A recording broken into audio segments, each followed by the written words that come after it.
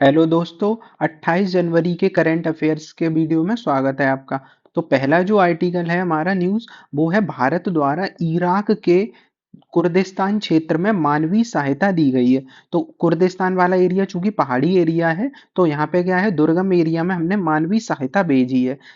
अब ये कुर्दिस्तान की बात आती है तो कुर्द वाले लोग जो है एक समुदाय है। जो कुर्द है वो एक समुदाय है मुस्लिम कम्युनिटी का। अब ये हमेशा से ही कुर्दिस्तान की मांग करते आए हैं, जो 4 देशों में फैला हुआ है ये क्षेत्र। जिस क्षेत्र में अभी हमने मानवीय सहायता दी है वो ये वाला क्षेत्र है, और ये कौन से देश का है, ईरान का।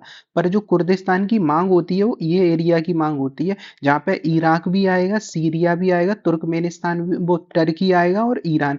ये चारों एरिया, देशों के एरिया जो मिलके यहाँ पे पहाड़ी एरिया है। यहाँ तुर्क लोग कहते हैं कि हमें तुर्किस्तान चाहिए। तो ये एरिया, ये मध्य एशिया का जो तुर्किस्तान की पहाड़ी एरिया है, ये मध्य एशिया का क्या कहा जाता है, स्विट्जरलैंड कहा जाता है। मध्य एशिया क्योंकि ये खूबसूरत है। यहाँ पे दूसरी चीज है, यहाँ की पहाड़ियां जो पेपर में आती है, एक है जाग्रोस पहाड़ी जो ईरान और इराक के बीच में, और एक है टॉरस पहाड़ी जो तुर्की में। तो टॉरस वाली तुर्की में पहाड़ी आ जाएगी, और जाग्रोस वाली इस एरिया में।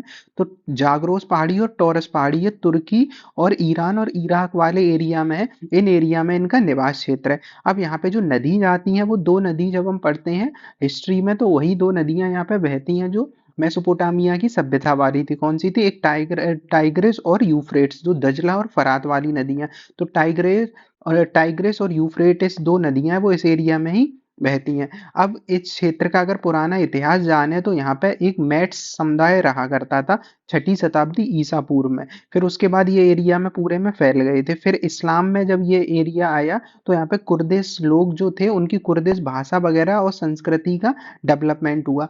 1918 के बाद से जब प्रथम विश्व युद्ध हुआ था, तब ये ऑटोमन साम्राज्य चूंकि टूट गया था। यहाँ पे कौन सा साम्राज्य हुआ करता था? ऑटोमन साम्राज्य। वो टूट गया था, और उसके बाद से इन लोगों ने सोचा कि हमें क्या बनाना चाहिए, एक कुर्दिस्तान बनाना चाहिए। यहाँ की मैपिंग वगैरह कई बार यूपीएससी में भी पूछा जा चुका है, और आते रहते हैं स्टेट वगैरह में। तो कुर्दिस्तान का इनका सपना हुआ करता था। उसके बाद से ये इन दोनों देशों में क्या हुआ, इन चारों देशों के लोग जो थे वो मांग करते रहते हैं। फिर 1980 के दशक में हजारों लोग कुर्द मारे गए थे, जब सद्दाम हुसैन ने यहाँ पे लोगों को मरवा दिया था। तो ये इन्हें विद्रोही माना जाता है मेनली। तो ये कुर्दिस्तान की बात हुई है। उसके बाद अगला आर्टिकल है उत्कर्ष उड़ीसा को लेकर। Utkarsh Odisha, make in Odisha conclave. तो जैसे मेक इन इंडिया चलता है, वैसे ही उड़ीसा में मेक इन उड़ीसा करना है। तो यहाँ पे मोदी जी के द्वारा 28 जनवरी को, आज के ही दिन, भुवनेश्वर में जनता को, भुवनेश्वर में क्या हो रहा है, इनका जो उद्घाटन किया जा रहा है, उत्कर्ष उड़ीसा मेक इन इंडिया के तहत। उद्देश्य क्या है? उड़ीसा को पूर्वोदय विजन के तहत भारत का इंडस्ट्रियल क्षेत्र बनाना है। अब जो लोग ज्योग्राफी जिन्होंने पढ़ी होगी, इस एरिया में भारत का ज्यादातर लोहा डिपॉजिट मिलता है। कोयले में भी उड़ीसा टॉप में आता है। बॉक्साइड वगैरह, मतलब उड़ीसा भारत के खनिज संसाधन की दृष्टि से सबसे महत्वपूर्ण राज्य है। तो वहीं पे क्या करना है, मेक इन उड़ीसा कनक्लेव का उद्घाटन किया गया है, ताकि यहाँ पे इंडस्ट्री और इन्वेस्टमेंट दोनों को क्या है, बढ़ाया जा सके। अगला है आर्टिकल वक्फ संशोधन विधेयक को लेकर, जिसपे जेपीसी की गठित हुई है। जेपीसी क्या है? ज्वाइंट पार्लियामेंट्री कमेटी, संयुक्त संसदीय समिति की मंजूरी दे दी गई है। तो 14 संशोधनों के साथ वक्फ जो विधेयक आया था, जो मुस्लिम जो भूमि होती है, उसकी भूमि में कुछ संशोधन करने से संबंधित था। तो जो वक्फ संपत्ति आती है, मतलब होता क्या था, मुस्लिम संपत्ति जो होती है, उसमें मुस्लिम एक बोर्ड होता था, वक्फ बोर्ड। वो अगर ये कह दे कि ये संपत्ति वक्फ बोर्ड की है, तो उसी की संपत्ति मानी जाती थी। पर वो होती किसकी थी? मुस्लिम समुदाय में। ऐसा चलता था। अब क्या हुआ, सरकार उस पर कंट्रोल लगाना चाह रही है। तो वक्फ संपत्ति का निर्धारण राज्य सरकार के अधिकारी करेंगे, ऐसा कहा गया है। अब राज्य सरकार के अधिकारी, इसका जो परीक्षण वगैरह होगा उसके बाद ये निर्धारित होगा। तो राज्य वक्फ बोर्ड और केंद्रीय वक्फ परिषद में कम से कम 2 गैर मुस्लिम होना भी अनिवार्य कहा गया है, क्योंकि ये कहा जाता है कि भारत में रेलवे के पास सबसे ज्यादा भूमि कहते हैं सरकारी, उसके बाद वक्फ बोर्ड के पास ही सबसे ज्यादा भूमि है।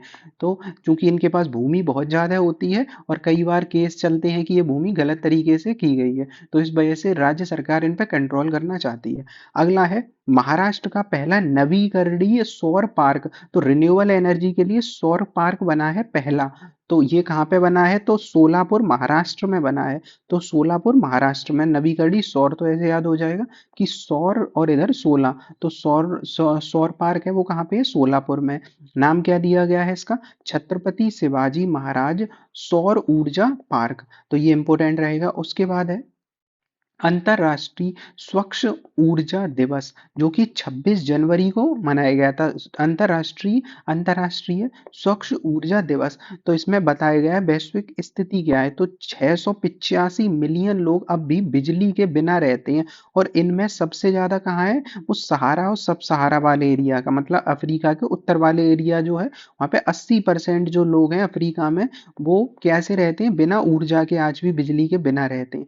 और अगर बिजली की बात करें स्वच्छ ऊर्जा की, तो सतत विकास लक्ष्य सातवां जो कहता है वो बिजली को ही कहता है। सातवां बिजली से संबंधित है। सस्ती, भरोसेमंद और स्वच्छ ऊर्जा। तो सस्ती होनी चाहिए एक तो ऊर्जा, वैसी भी ना हो कि बिजली बहुत महंगी हो, तो सस्ती ऊर्जा हो और स्वच्छ ऊर्जा हो, ये सुनिश्चित करना है। तो 26 जनवरी को स्वच्छ ऊर्जा दिवस मनाया गया। इसके बाद है यहाँ पे कि अंतरराष्ट्रीय अक्षय ऊर्जा एजेंसी की स्थापना की भी तारीख है यही वाली, 2009 में। कौन सा? 26 जनवरी। तो ये अरीना करके है, ये क्या है? अंतरराष्ट्रीय अक्षय ऊर्जा एजेंसी। उसके बाद है उत्तराखंड बना है समान नागरिक संहिता, यूसीसी। तो दो बार इसमें सीसी है, यूसीसी। तो यूनिफॉर्म सिविल कोड। तो इसमें क्या है? उत्तराखंड पहला बना है। हालांकि ये पहले से गोवा में तो चल ही रहा था 1867 के आसपास आसपास से। तो अब उत्तराखंड में यूसीसी लागू हुआ है, मतलब सारे कानून, हिंदू हो, मुस्लिम हो, कोई भी धर्म हो, सबके विवाह, तलाक, गोद लेना और संपत्ति के अधिकार कैसे माने जाएंगे? सेम माने जाएंगे। तो उत्तराखंड ऐसा करने वाला पहला राज्य बना है आजादी के बाद से। उसके बाद है यूपी की वित्तीय स्थिति में सुधार, फिजिकल हेल्थ इंडेक्स रिपोर्ट, जिसके बारे में कल भी हमने डाटा देखा था। तो यूपी का स्थान कौन सा है जो इंपॉर्टेंट रहेगा? यूपी का स्थान सातवां है। फिजिकल हेल्थ मतलब वित्तीय स्थिति हमारी कैसी है, वित्तीय स्वास्थ्य हमारा, तो हम 7वें स्थान पे हैं फिजिकल हेल्थ में। तो ये हमारा राजकोषीय घाटा 2.2% है, घटा है हालांकि पिछले कुछ सालों में। तो 2.8 से घटकर 2.2 प्रतिशत रह गया है। तो ये है तो 7वें स्थान पे। उसके बाद सोशल सेक्टर खर्च जो है, सोशल सेक्टर में मतलब समाज के कल्याण और ऐसे सेक्टर में हम 14.8% खर्च करते थे 2008-18 के आसपास। अब ये बढ़कर कितना हो गया है? 19.3% हो गया है। तो ये बढ़ा है काफी। तो सोशल सेक्टर में खर्च। उसके बाद है स्वास्थ्य सेवाओं पर जो खर्च 18-19 में 4.9 हुआ करता था, वो अब 6.5% हो गया है। तो ये देखा हमने। उसके बाद है यूपी में सहकारिता को बढ़ावा देना। तो यूपी की जनसंख्या चूंकि ज्यादा है, तो यहाँ सहकारी समिति, सहकारिता को बढ़ावा देने की हमेशा बात होती रहती है। तो अंतर्राष्ट्रीय सहकारिता वर्ष 2025। तो यूपी में अंतर्राष्ट्रीय सहकारिता वर्ष 2025 का शुभारंभ किया गया। अब क्वेश्चन कैसे आ सकता है? यही कि अंतर्राष्ट्रीय मतलब कौन सा वर्ष है जो 2025 मनाया गया? तो क्या लगाना है? अंतर्राष्ट्रीय सहकारिता वर्ष 2025 मनाया गया है। मुख्यमंत्री ने इसी पर रन फॉर कोऑपरेशन, तो रन फॉर कोऑपरेशन का जो मैराथन था वो उद्घाटन किया था 26 जनवरी को ही। इसमें सुल्तानपुर में 5 मीट्रिक टन वेयर हाउस, और ये काफी लगेंगे। हमें क्या याद रखना है? ये दो फैक्ट जो कि है 2025 क्या है? अंतर्राष्ट्रीय सहकारिता दिवस। और मुख्यमंत्री जी ने इसी दिन क्या किया था? रन फॉर कोऑपरेशन मैराथन का शुभारंभ किया था लखनऊ से। अगला है अयोध्या में धार्मिक पर्यटन का ऐतिहासिक उछाल हुई है। धार्मिक जो टूरिज्म है वो बढ़ा है अयोध्या में। तो 65 करोड़ पर्यटक पहुंचे हैं इसी साल, मतलब पिछले वर्ष 2024 में। 23 लाख विदेशी पर्यटक भी गए हैं। 65 पूरा है ओवर, उसमें से विदेशी इतने हैं। उसके बाद है श्रद्धालु कर और काशी में भी, मतलब कुल मिला के उछाल आया है भारत में, उत्तर प्रदेश में स्पेशली धार्मिक पर्यटन क्षेत्र में। इसके बाद है उत्तराखंड में जो हमने देखा है 38वां राष्ट्रीय खेल हो रहे हैं। तो उनका 28 जनवरी से, मतलब आज से ही आयोजन स्टार्ट हो रहा है। 28 जनवरी से 14 फरवरी तक चलेंगे। आज आज से कहाँ हो रहे हैं? देहरादून के महाराणा प्रताप स्पोर्ट्स कॉलेज है, वहां पे इनका उद्घाटन हो रहा है। और प्रतिभागी कम 35 खेलों में 10,000 खिलाड़ी भाग लेंगे। उसके बाद अगला है भारत को मेक इन अमेरिका से मुकाबला करने की तैयारी करनी होगी। तो ये एक आर्टिकल आया था, उसमें ये कहा था कि चूंकि जो आ रहे हैं ट्रम्प, वो क्या कर रहे हैं, वो मेक इन अमेरिका, जैसे मेक अमेरिका ग्रेट अगेन उनका नारा रहता है, तो अमेरिका को ग्रेट बनाना है, तो वो अमेरिका में क्या कर रहे हैं, इंफ्रास्ट्रक्चर और उनके यहाँ कंपनी जो है वो वहीं पर डेवलप करें, ऐसा उनका कहना है। तो वो अमेरिका में जैसे कॉरपोरेट टैक्स 15% है, तो काफी कम है भारत की अपेक्षा करें तो। अमेरिका में कॉर्पोरेट टैक्स भी कम पे, मतलब कंपनी अगर अमेरिका की है तो वहाँ पे टैक्स कम लगेगा, उसे डेवलप करती है। तो अब कंपनी विदेश में क्यों जाएगी, भारत में क्यों आएगी। तो हमें क्या करना है, मेक इन अमेरिका से मुकाबले के लिए तैयार रहना पड़ेगा।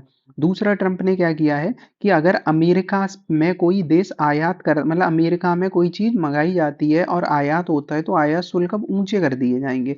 उसके बाद है विनिर्माण पर एशिया से अमेरिका की ओर अगर जाएगा तो फोकस रहेगा, क्योंकि मेन है चाइना, चाइना दुनिया भर में फैलता जा रहा है।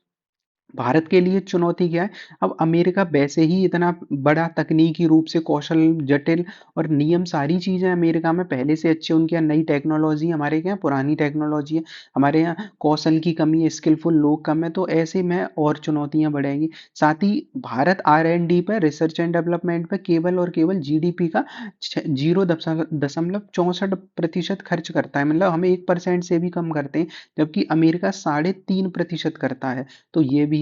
साथ ही उच्च लॉजिस्टिक लागत है, मतलब हमारे यहाँ लॉजिस्टिक्स की लागत भी है, जो खर्चा आता है, मतलब जो चीजें उत्पादित होती हैं उन्हें एक जगह से दूसरी जगह ले जाने में, वो भी ज्यादा होता है। तो अमेरिका से कैसा रहेगा, मुकाबला रहेगा। उसके बाद है कैलाश मानसरोवर को लेकर। तो कैलाश मानसरोवर की यात्रा 2025 से फिर से शुरू हो रही है। तो यात्रा बहाली, तो चाइना और भारत में जो सीमा विवाद था उसके कारण ये रुका था थोड़ा, तो अब क्या है, इस बार दोबारा स्टार्ट हो जाएगी। अब इसका मैपिंग थोड़ा देखते हैं, तो नेपाल और उत्तराखंड से अब जब हम चलेंगे तो ये एरिया जो दिख रहा है यही है कैलाश मानसरोवर वाला एरिया। अगर इसे थोड़ा जूम करते हैं तो ये कुछ ऐसा देखेगा, ये है वो मानसरोवर वाली जगह, और यहीं से थोड़ी दूरी पर क्या है, ऊपर कैलाश, माउंट कैलाश है। तो माउंट कैलाश भी हो गया ये। अब ये एरिया, पहले तो ये पूरा एरिया कहाँ होता था, तिब्बत में हुआ करता था, पहले से कहते थे तिब्बत। पर हुआ क्या, 1960 के आसपास इस एरिया पे किसने कब्जा कर लिया है, चाइना ने। तो अभी ये चाइना के कंट्रोल में है। इसे पर्वतों का राजा भी कहते हैं माउंट कैलाश को, क्यों, क्योंकि यहाँ से 4 प्रमुख नदियां निकलती हैं। तो कौन सी हैं, एक तो है सतलज नदी, दूसरी है ब्रह्मपुत्र नदी, तीसरी कौन सी है, कर्णाली नदी, गंगा की सहायक है, और चौथी है सिंधु नदी। तो ये 4 नदियां यहाँ से निकलती हैं कैलाश पर्वत से। और कैलाश की ऊंचाई क्या है, तो लगभग 4,590 यहाँ की ऊंचाई है। तो कैलाश मानसरोवर की जो ऊंचाई है, और जो कैलाश पर्वत की ऊंचाई वो 6,600 के आसपास है। तो थोड़ा बस अंदाजे से याद रखना, ज्यादा नहीं, मतलब माउंट एवरेस्ट से तो काफी छोटा ही है ये झील जो है, वो देख ही रही है, गोलाकार आकार की है। तो ये देखा हमने। हिंदू धर्म में इनकी जो मान्यता है ये, वो भगवान से, वो जो देवी पार्वती है उनका निवास स्थान भी इसे माना जाता है। जैन धर्म में भी इसकी एक मान्यता है, जैन धर्म में अष्टपद पर्वत इसे कहा गया है। तो जैन धर्म में अष्टपद पर्वत इसे कहा गया है। और जो पहले तीर्थंकर थे ऋषभ देव, अगर पूछा जाए तो पहले तीर्थंकर ऋषभ देव को जो मोक्ष मिला था वो यही मिला था, अष्टपद पर्वत पे, मतलब कैलाश जो माउंट सरोवर वाली जगह, यहीं पे जैन तीर्थंकर को क्या मिला था, मिला यही वाला। और बौद्ध धर्म में भी इसे थोड़ी मान्यता दी गई है। तिब्बत वाला एरिया है, तो तिब्बत में इसे स्वर्ग का प्रतीक माना गया है। तो ये काफी इसकी बातें हुई। अब इसके बाद है 3 राज्यों की जल सुरक्षा कार्य योजना को मंजूरी दे दी गई है। तो जल सुरक्षा कार्य योजना मतलब इन राज्यों में क्या होगा, जल से संबंधित प्रावधान किए जाएंगे, उनका प्रबंधन, मैनेजमेंट, और आगे के लिए क्या होगी, रणनीति बनाई जाएगी। तो कौन से ऐसे 3 राज्य हैं, एक तो उत्तर प्रदेश है अपना, उसके बाद महाराष्ट्र है, और उसके बाद है गुजरात। तो उत्तर प्रदेश, महाराष्ट्र और गुजरात, ये 3 राज्य ऐसे हैं जहाँ जल सुरक्षा कार्य योजना बनाई जाएगी। तो उत्तर प्रदेश, महाराष्ट्र, गुजरात में ये होगा। और किसने स्वीकृति दी है, केंद्र सरकार ने। बड़े राज्यों को 50 लाख, छोटे राज्यों को 30 लाख की आर्थिक मदद भी दी जाएगी। इस पे जो कार्यक्रम है उसका नाम याद रखना है। इसका कार्यक्रम क्या है जल सुरक्षा का, वो है जल दृष्टि एट 2047, मतलब हमारे 100 साल पूरे हो जाएंगे, और भारत ने अपना लक्ष्य रखा है 2047 तक क्या है, विकसित भारत बनना। तो जल दृष्टि जो एट है 2047, ये इसका क्या है, थीम कह सकते हैं इसे। उसके बाद है इंदौर और उदयपुर को वेटलैंड सिटी का दर्जा दे दिया। अब रामसर साइट तो हम पढ़ते ही हैं, तो रामसर साइट वेटलैंड एरिया होते हैं। तो रामसर साइट तो कुछ साइट होती हैं, कोई झील है, कोई तालाब, ऐसी जगह है। पर इंदौर और उदयपुर पूरे को ही वेटलैंड सिटी का दर्जा दे दिया गया है। तो यहाँ पे कौन है, सिर इंदौर में सिरपुर यशवंत सागर जो तालाब है को रामसार साइट घोषित किया है। ऐसे ही उदयपुर में भी किया है। तो मेन चीज क्या होगी, इंदौर और उदयपुर दोनों को क्या कर दिया है, वेटलैंड सिटी। अब उदयपुर कहाँ है, राजस्थान में है, और इंदौर कहाँ है, मध्य प्रदेश में है। यूनेस्को में भी इसे क्या है, वेटलैंड सिटी के रूप में इन्हें दर्जा दिया गया है। अगला देखते हैं, समर कूल जो हम यूज करते हैं, समर कूल के अप्लायंसेस, उन्हें उत्तर प्रदेश का राज्य पुरस्कार मिला है। तो समर कूल जो प्रोडक्ट बनाता है, तो उत्तर प्रदेश सरकार ने इन्हें नवाचार, गुणवत्ता और इंडस्ट्री में डेवलपमेंट करने के लिए जो समर कूल कंपनी है उसे क्या दिया है, जैसे इनके कूलर और ऐसी चीजें आती हैं, फ्रिज वगैरह, तो ये समर कूल को उत्तर प्रदेश राज्य पुरस्कार मिला है इसको। उसके बाद है आईसीसी सर्वश्रेष्ठ क्रिकेटर 2024 के विजेताओं की सूची। तो सर्वश्रेष्ठ टेस्ट क्रिकेटर बने हैं जसप्रीत बुमराह जो हैं। उसके बाद है सर्वश्रेष्ठ टी20 पुरुष बने हैं क्रिकेटर, वो बने हैं अर्शदीप सिंह। तो दोनों भारत के ही बने हैं, पुरुष जो टेस्ट हैं और टी20 वाले हैं। जबकि वनडे में जो है वो है अजमतुल्ला ओमर जाई जो कहाँ के हैं, अफगानिस्तान के। सर्वश्रेष्ठ महिला टी20 है एमेलिया केर जो है न्यूजीलैंड की। तो ये चार जो मेन लोग हैं, पुरुष खिलाड़ी हैं, जिन्हें क्या मिला है, सर्वश्रेष्ठ क्रिकेटर का अवार्ड मिला है। उसके बाद है कृत्रिम सूर्य। तो कृत्रिम सूर्य क्या है, चाइना ने कृत्रिम सूर्य से स्वच्छ ऊर्जा का नया युग शुरू किया है। चाइना काफी समय से रिसर्च कर रहा था, पिछली वर्ष भी इन्होंने किया था। तो चाइना का एक प्रोग्राम चलता है, वो चलता है EAST। EAST क्या, experimental advanced superconducting tokamak.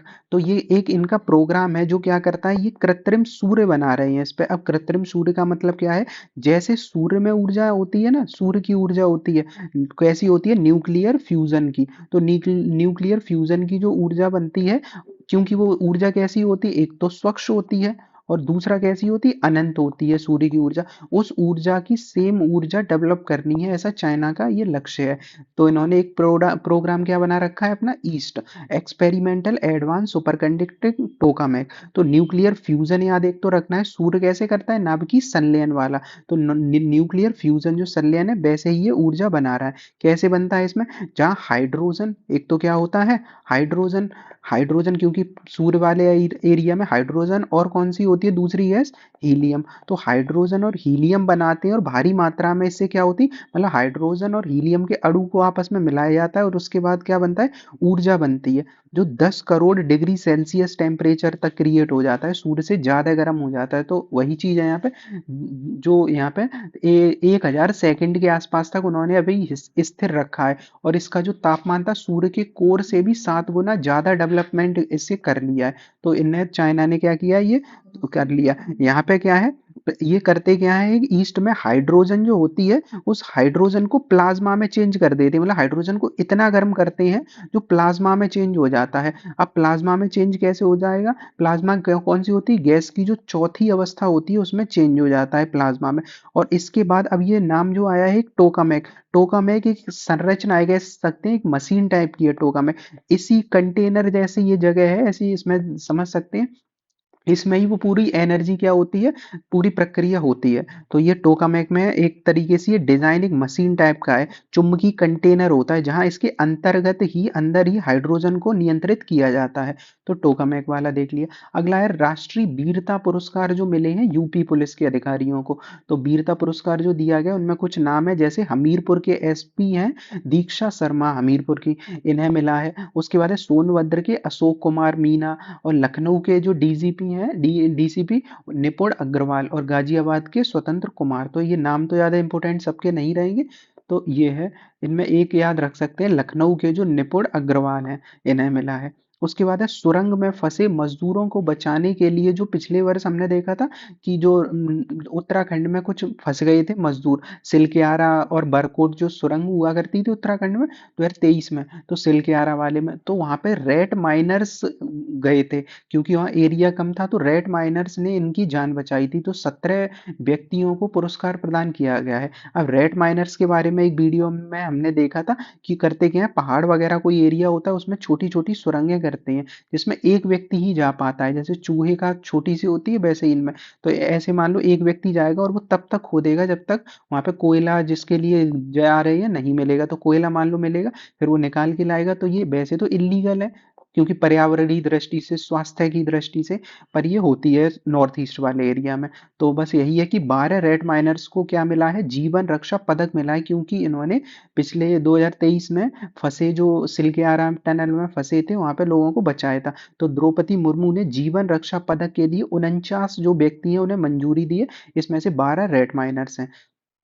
तो ये देखा हमने। उसके बाद है मेजर मंजीत और नायक दिलवार दिलवर खान को कीर्ति सम्मान मिला। अब ये इंपॉर्टेंट रहेगा, कीर्ति सम्मान। तो दूसरा सबसे बड़ा शांतिकालीन वीरता पुरस्कार है जो कीर्ति चक्र है, कीर्ति सम्मान। उसके बाद क्या है, मेजर मंजीत सिंह है, मेजर मंजीत है, इन्होंने 2 आतंकवादियों को मारा था 24 में। और नायक दिलवर खान है, इन्होंने भी क्या किया था, लोलाब घाटी है, आतंकवाद के विरुद्ध अभियान चलाया था। तो कीर्ति चक्र किसे मिला है, मेजर एक मंजीत है और नायक दिलवार खान है। तो मंजीत और दिलवर खान को। उसके बाद है तहब्बुर राणा को भारत प्रत्यारोपण मंजूरी दे दी है। तो तहब्बुर राणा है कौन, जो 26/11 का मुंबई में हमला हुआ था 2008 में, लश्कर तैयबा में, उसके ही अंतर्गत इनका भी क्या था, कुछ हाथ वगैरह था। तो ये अमेरिका के सुप्रीम कोर्ट ने अब, अमेरिका में ये कह दी थी, तो सुप्रीम कोर्ट अब भारत को इन्हें प्रत्यारोपित कर देगी। तो नाम क्या है, तहब्बुर राणा। उसके बाद अगला है इंडोनेशिया के एक मंदिर है, इंडोनेशिया में प्रम्बानन मंदिर, इसका जीर्णोद्धार मतलब दोबारा से डेवलप करेगा कौन, भारत भी मदद करेगा। तो प्रम्बानन मंदिर है, तो इंडोनेशिया का सबसे बड़ा हिंदू मंदिर और 9वीं सेंचुरी का मंदिर है ये। यहाँ पे ब्रह्मा विष्णु महेश की त्रिमूर्ति है, और साथ ही यूनेस्को में भी शामिल है। अब इसी टाइम 9वीं सेंचुरी में ही तो चेरचोल जो हुआ करते थे, उन्होंने इस एरिया पे कंट्रोल किया था पूरा, इंडोनेशिया के आसपास वाले एरिया में। तो उसी टाइम ये मंदिर डेवलप हुआ था। भारत की भूमिका तो ऐतिहासिक मंदिर का जीर्णोद्धार करेगा, इससे भारत और इंडोनेशिया के संबंध कैसे होंगे, अच्छे हो जाएंगे। तो पूछा जा सकता है प्रम्बानन मंदिर है वो कहाँ पे है, तो कहाँ पे, इंडोनेशिया में। अगला पेरोटन टापू है, यहाँ पहली बार 26 जनवरी पे क्या हुआ है, गणतंत्र दिवस पे तिरंगा फहराया गया था। तो पेरोटन आइलैंड देख लेते हैं। तो ये जो एरिया दिख रहा है हमें, कौन सा है, गल्फ ऑफ कच्छ वाला ये एरिया है। तो कच्छ की खाड़ी में इस एरिया में है, ये कौन सा है, जामनगर का एरिया है, जामनगर डिस्ट्रिक्ट वहीं पे है। अगर इसमें देखें जूम में, तो ये रहा पेरोटन है, ये एरिया है गुजरात का, और यहाँ पे जामनगर डिस्ट्रिक्ट के ही अंतर्गत पड़ता है इधर पेरोटन आइलैंड। तो यहाँ पे झंडा फहराया गया है। अगला, एक देश एक समय नीति पूरे देश के लिए मानक अनिवार्य करती है। तो भारत में क्या है, एक देश एक समय ये नीति चलती ही है, कि पूरे देश में क्या है, एक मानक समय है, तो उसे ही मान्यता कानूनी रूप से दे दी गई है। तो बस यही है। उसके बाद है वाहन स्क्रैप नीति के लाभ क्या है। तो वाहन स्क्रैप नीति का मतलब क्या होता है, जो पुराने वाहन है उन वाहनों को क्या करना है, बाहर करना है, क्योंकि वो प्रदूषण ज्यादा करते हैं, पर्यावरण के अनुकूल नहीं होते। तो BS2, और BS2 क्या है, भारत जो मानक अपनाता है वो BS मानक ही अपनाता है, जो यूरोपीय मानकों के अनुरूप होते हैं पर्यावरण के। तो BS2 और इससे पुराने को वाहनों को स्क्रैप करने की नीति है। और नए वाहन खरीदने पर 50% तक मोटर वाहन टैक्स पे छूट मिलेगी। मतलब BS2 और इससे पुराने वाहन को अगर कोई व्यक्ति क्या करता है, स्क्रैप कर देता है, हटा देता है, तो उस पे वो अगर जब नए वाहन खरीदेगा तो टैक्स पे 50% तक की छूट मिल जाएगी। और 25% और 15% अतिरिक्त अलग अलग वाहनों पे होगी। जैसे 25 का मतलब क्या है, निजी खरीदोगे तो 25, और वाणिज्यिक अलग है ये। तो नीति का उद्देश्य क्या है, ये पहले हुआ करती थी, मतलब अब कितनी कर दी है, 50% है कर दी है। तो इसका वही है कि चरणबद्ध तरीके से जो अधिक प्रदूषण फैलाने वाले हैं उन्हें समाप्त करना है। अगला है, सूडान में अस्पताल था एक, वहां पे 70 लोग की मौत हुई है। तो सूडान वाले एरिया में, बस हमें लोकेशन देखना है, तो ये रहेगा सूडान वाला एरिया। सूडान क्या रेड सी से सीमा लगाता है, तो बिल्कुल सूडान रेड सी से सीमा लगाता है। तो सूडान वाला एरिया ये काफी फेमस रहता है, क्यों, क्योंकि यहाँ से नील नदी भी जाती है। उसके बाद है ज्योति यारा जी ने 60 मीटर बाधा दौड़ में स्वर्ण जीता है। ज्योति यारा जी ने 60 मीटर बाधा दौड़ में, कहाँ पे, फ्रांस में, ये इन्होंने स्वर्ण पदक जीता है 8 सेकंड में। तो ये इनके बारे में। उसके बाद है तेजस सिरसे की उपलब्धि क्या है, इन्होंने भी यहाँ पे क्या है, कांस्य जीता है। तो इन्होंने चूंकि स्वर्ण जीता है ज्योति यारा जी ने, तो इस वजह से ये इंपॉर्टेंट रहेगा, फ्रांस में ये हुआ है, और इन्होंने अपना ही रिकॉर्ड तोड़ा था पिछली बार का। तो ज्योति आरा जी जी ने फ्रांस में क्या जीता है, दौड़ में स्वर्ण पदक जीता है। उसके बाद है गुएलेन बेरी सिंड्रोम, जिसके बारे में हमने सुबह की वीडियो में चर्चा की थी। तो उसमें देख सकते हैं गुएलेन बेरी सिंड्रोम, इसमें क्या होता है, शरीर की एंटीबॉडी ही शरीर की नर्वस सिस्टम को तोड़ दे, मतलब खराब कर देती है, जिससे लकवा तक शरीर में मार जाता है। उसके बाद है अंडमान में खून चूसने वाली मक्खियों की 23 प्रजातियों की पहचान हुई है। ये आर्टिकल भी कुछ दिन पहले हमने देखा था, इससे संबंधित आया था। अब है लास्ट इसमें ऑस्ट्रेलियन ओपन, तो 2025 ऑस्ट्रेलियन ओपन हुआ है। तो ऑस्ट्रेलियन ओपन अगर महिला देखेंगे तो महिला विजेता है मेडिसन कीज, जो अमेरिका की हैं। तो इन्होंने पहला अपना ग्रैंड स्लैम जीता है। तो मेडिसन कीज अमेरिका की ने ऑस्ट्रेलिया का ओपन जीता है। तो मेडिसन कीज याद रखना है। और उन्होंने सवालेंका को हराया था, बेलारूस की हैं जी। और उसके बाद है ओ पुरुष एकल में देखें तो पुरुष में जीता है जानिक सिनर ने जीता है। तो ये इंपॉर्टेंट याद रहे ना, जानिक सिनर है, उन्होंने ऑस्ट्रेलियन ओपन जीता है। तो ये याद रखना, इटली के पहले खिलाड़ी हैं जिन्होंने 3 ग्रैंड स्लैम जीते हैं। तो सिनर कहाँ के, इटली के हैं। तो ये याद रखना है। उसके बाद है कर्तव्य पथ पर 76वां गणतंत्र दिवस समारोह मनाया गया है। अब 76वां है, पहले बात तो यही याद रखनी है कि कर्तव्य पथ पे कौन सा गणतंत्र दिवस इस बार मनाया गया, 76वां है। इसमें कुछ चीजें हमने जो दिखाई थी, मतलब सैन्य शक्ति में, एक तो अपना ब्रह्मोस मिसाइल दिखाई गई थी, प्रदर्शित की गई थी। साथ ही नाग मिसाइल जो एंटी टैंक मिसाइल है। ऐसे ही एक संजय प्रणाली जो हमने सुबह आर्टिकल में भी देखी थी, संजय क्या है, जहां युद्ध वगैरह हो रहा होगा वहां सेंसर और सैटेलाइट वगैरह के माध्यम से क्या है, सारी जानकारी मिलेगी। तो संजय का प्रदर्शन किया गया है। और यहीं पे हमने प्रलय मिसाइल का भी प्रदर्शन किया है पहली बार, ये था। उसके बाद है यहाँ पे कैप्टन डिम्पल सिंह भाटी एक थी, उन्होंने मोटरसाइकिल की 12 फीट ऊंची सीढ़ी पर चढ़कर राष्ट्रपति को सलामी देने वाली पहली महिला सैन्य अधिकारी बनी है। तो नाम क्या है, कैप्टन डिम्पल सिंह भाटी। तो इनका नाम भी आ सकता है। और इसमें कौन मेन था, वो इंडोनेशिया के राष्ट्रपति जो थे वही अतिथि थे, जो राष्ट्रपति थे प्रबोवो सुबियांतो। और इंडोनेशिया की एक टुकड़ी भी आमंत्रित थी यहाँ पे। कर्तव्य पथ पर 5,000 कलाकारों ने उकेरी लघु भारत की झलक भी है। तो लघु भारत भी बनाया गया था। अब यहाँ पे कुछ एक शीर्षक भी था, मतलब जो गीत गाया गया था वो था जयति जय मम भारतम। तो ये पूछा जा सकता है कौन सा गीत गाया गया, मतलब शीर्षक था, प्रस्तुति दी गई थी। तो जयति जय मम भारतम, इस गीत में दो लोग जुड़े थे, जो संगीत था शंकर महादेवन था और गीत था सुभाष सहगल का। तो सुभाष सहगल हैं गीतकार, मतलब जिन्होंने लिखा है, संगीतकार है शंकर महादेवन है। नृत्य शैली यहाँ पे जो प्रदर्शित की गई है, जैसे झिझिया, बिहू बिहार की है। अब ये पी जैसे क्वेश्चन है एमसीक्यू में, ये पूछे जा सकते हैं 4 मैचिंग के लिए, क्योंकि ये सारे के सारे वहां प्रदर्शित किए गए थे। जैसे पूछा जाएगा झिझिया कहाँ, कौन सी नृत्य शैली है, किस राज्य की, तो झिझिया करके है ये बिहार की। मयूर रास, तो मयूर तो उत्तर प्रदेश का ही है। डांगी, डांगी कहाँ है, गुजरात का नृत्य है। और लावणी नृत्य कहाँ का है, तेलंगाना का है। उसके बाद है काबुई, काबुई मणिपुर का, छऊ बंगाल का है। तो ये कुछ तो नॉर्मल है, जैसे छऊ बंगाल का, मयूर, डांगी गुजरात का है, इन्हें याद रखना है। कर्तव्य पथ पर विरासत का संगम, तो उत्तर प्रदेश जो है महाकुंभ की 2025, जो उत्तर प्रदेश ने जो झांकी निकाली थी उसकी थीम क्या थी, वो जो झांकी ऐसे चलती है, इन पे बना होता है जो आकृति या जो दिखाते हैं प्रदर्शित। तो हमने क्या दिखाया था, उत्तर प्रदेश का महाकुंभ। तो उत्तर प्रदेश की महाकुंभ को प्रदर्शित किया गया था, और यहाँ समुद्र मंथन वाली चीज को प्रदर्शित किया था। गुजरात में क्या था, तो स्टैचू ऑफ यूनिटी जो है उसे दिखाया गया था। और कीर्ति तोरण, कीर्ति तोरण 12वीं सेंचुरी का, और स्टैचू ऑफ यूनिटी को दिखाया गया था। और बिहार में भगवान बुद्ध का धर्म चक्र जो मुद्रा थी उसे दिखाया गया था। साथ ही और जगह पे जैसे हरियाणा में अर्जुन युद्ध, अब हरियाणा कुरुक्षेत्र वाले एरिया के आसपास है, तो यहाँ पे कृष्ण का अर्जुन को दिया गया कर्मयोग का सिद्धांत दिखाया गया था। तो ये आ सकते हैं इसमें से। उसके बाद है बस्तर में 26 गांव में पहली बार तिरंगा फहराया गया। बस्तर चूंकि नक्सलीवादी एरिया रहता है, तो यहाँ पे 26 गांव में पहली बार तिरंगा फहराया गया था। तो ये एक इंपॉर्टेंट पूछा जा सकता है। और क्योंकि हमें भविष्य का लक्ष्य क्या है, 2026 तक नक्सलवाद को समाप्त करना है। गणतंत्र दिवस एट 75 जो है विकसित भारत की ओर, उसमें कुछ जो ऐतिहासिक पल हैं उन्हें देखते हैं। जैसे 1950 से 55 तक मतदान का अधिकार मिला, कृषि में सुधार हुए, हिंदू कोड बिल आए, और अस्पृश्यता का अंत, ऐसी चीजें बड़े कदम उठाए गए। फिर 56 से लेके 92 तक राज्यों का पुनर्गठन हुआ, दल बदल विरोधी कानून आया और पंचायती राज का कानून आ गया था। फिर 2005 से अभी तक क्या क्या भारत में बड़े बदलाव आए, जैसे 2005 में ही सूचना का अधिकार, फिर मनरेगा, ऐसे ही अपना विदेशी मुद्रा का भंडार में वृद्धि हुई थी।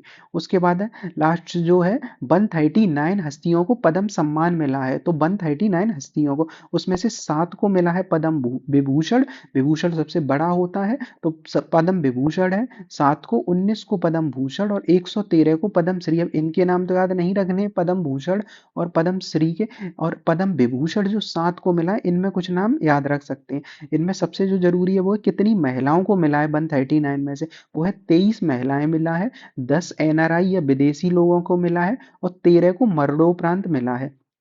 तो ये याद रखना है इसमें से। तो यहाँ पे प्रसिद्ध लोक गायक हैं, शारदा सिन्हा को मिला है। मारुति के जो जनक थे ओसुमु सुजुकी, उन्हें मिला है पद्म विभूषण। तो ये चूंकि विदेशी हैं तो पूछा जा सकता है किसे मिला है, तो जो सुजुकी हैं ओसुमु ओसामू सुजुकी, उन्हें भी मिला है। वासुदेवन को मिला है, वासुदेवन नायर, ये मरणोपरांत इन लोगों को मिला है, ये सभी जो ऊपर अभी देखे। उसके बाद है सीजेआई जो जगदीश सिंह खेहर है, सी दुब्बा जो दुब्बुर नाग रेड्डी, श्रीमती कुमुदनी रजनीकांत, और उसके बाद है लक्ष्मी नारायण सुब्रमण्यम। तो इन लोगों को मिला है। तो ये हुआ आज का 28 जनवरी का जो करंट अफेयर्स था।